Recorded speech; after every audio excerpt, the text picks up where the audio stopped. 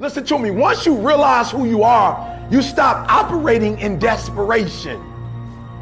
You stop saying yes to stuff you ain't supposed to be saying yes to. So here's my big problem with a lot of y'all is your belief system is off.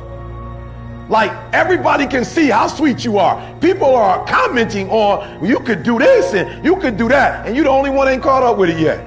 Gee, why you always on beast mode? I'm shocked more people are on beast mode. There are people who living from check to check and they comfortable. It's the weirdest thing to me. I'm like, boo, you broke. And you broke on several levels. We're not talking about Sally Mae. You still owe your grandma. We're talking about you need to cash your grandma out.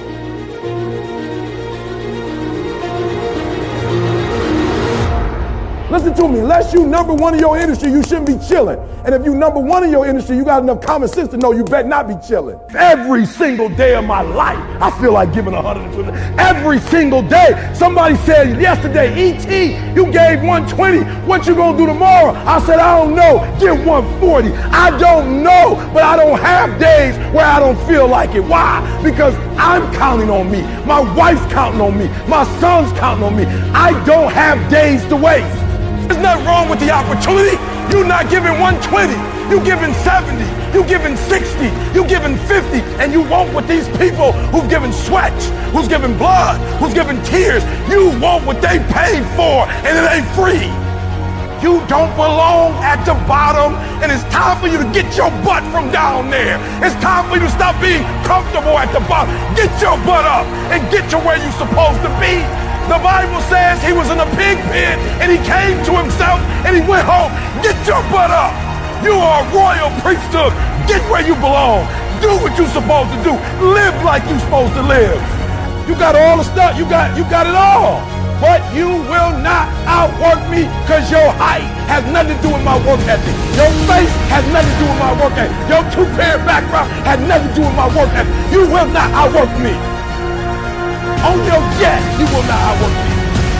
In your Bentley, you will not outwork me. You will not outwork me. Get up. Act like you playing basketball. Act like you playing football. Compete. That's what bothers me. Many of y'all are not competing. I need effort. Compete. Go to class. I just left for school telling these kids, act like you playing football. Go in that doggone classroom. Compete.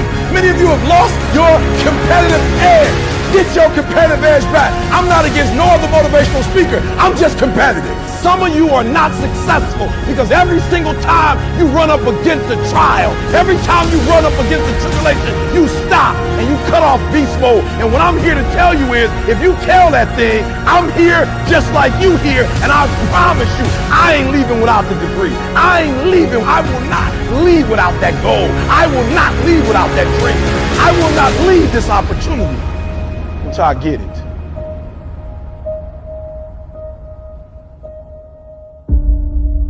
You don't punish yourself. Somebody said, E, you losing weight. I punish myself. I don't eat meat no more. That's a punishment.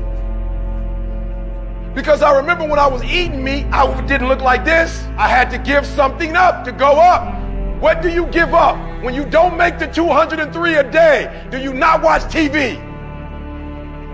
That's your problem. You getting to watch TV and not make money and still survive. You got to hear what I'm saying. The reason why you broke is because you getting a reward and you ain't working. I'm not scared that some kid's going to take my spot. If he does, he's going to have to do it with sweat. He's going to have to do it with tears. He's going to have to do it with blood. He is going to have to get up at 2:30 in the morning. If he can get up every day at 2:30, he deserves to take my spot. Some people are taking your spot and they shouldn't take it, but because you're average, it's easy to take your spot. It's easy. It's easy to get to the place before you get there. It's easy to take that client before you get to him. It's easy. It's easy to beat you. Why? You average. Everybody wants to be a beast until it's time to do what beasts do. There's nothing that can stop me because my motives are pure. And the purer your motives are, that you guarantee yourself success. When you're doing stuff for yourself, you can't guarantee it's going to blow up. And no disrespect, but this is why I need you to get your motives have to be pure. This is why. Because what happens is, for each motive, it's a different level of energy. And some of you have like big dreams, but your energy is like a AAA battery. Your battery got to be able to push that dream. If you got a big old dream, but you got a small engine, you're not going to be able to push it. If dreams were easy, everybody would make them happen. The problem is that most people, I watch most people, they can't get up in the morning. They ain't got no energy. I'm walking through the airport running almost. Most people that I'm with, they don't got the energy to keep up with me. I'm like, boo, ain't nothing wrong with you. You just ain't got the stamina. You just ain't got the energy. You can't smart everything. You can't outthink everything. Some stuff is just, you gotta be powerful. It's just some stuff that you gotta have stamina for. You just too slow. It just take you too long. You wake up, take you 3 weeks to do what it can take 24 hours to do. It don't make you a bad person, but you're gonna forever be average, because to be great, you got to keep up. Today might not be the day, but soon it will be my day, and I will recycle my pain. Say, what do you mean, E.T.? You recycled your pain. I turned homelessness into a book. I turned my father not being in my life to a book. I turned an estranged relationship with my mom into a book. I turned being homeless into a book. I turned being a high school dropout into a bestseller. And not only do they sell it in America, they sell it across the world. What will you do with your pain? Will you let it break you, or will you let it redefine you? My son, my daughter, they drive me. What drives you? And this is why I'm telling you. Because if a house drive you, you sweet, you gonna get one. Then what you gonna do when you finish? It's what she said. She blew this business up, and now she don't want to do it no more. You know how hard it is to blow a business up? You know how many people wish they could do what she doing? But yet she finished with it. Why? Because that thing was not strong enough to drive her. The Nobel Prize, that'd take me forever. I picked something that would drive me for the rest of my life. You doing it because somebody else told you to do it. You want to drive a Rolls Royce because everybody else drives it. You want to live in that house because everybody else living in that house. Like, you got affirmation problems. You're not doing it because you really want to do it. You're doing it because you want to be affirmed. Let me tell you something. That's a great place to start. But when you get to your root, it's a whole nother level. Take all your energy for the dream, because you're going to need it. And so if the second thing I can teach you is, for every dream you have, take at least a week or 30 days and write down every single thing that it's going to take to make it happen. And I want you to know something. After you write everything down, you still have not written everything down, because you don't know what's going to happen.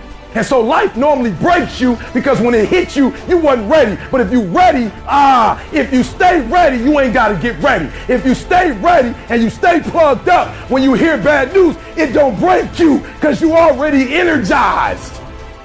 You have to eat the dream. You have to sleep the dream. You have to dream the dream. You got to touch. You have to see it when nobody else sees it. You have to feel it when it's not tangible. You have to believe it when you cannot see it. You got to be possessed with the dream.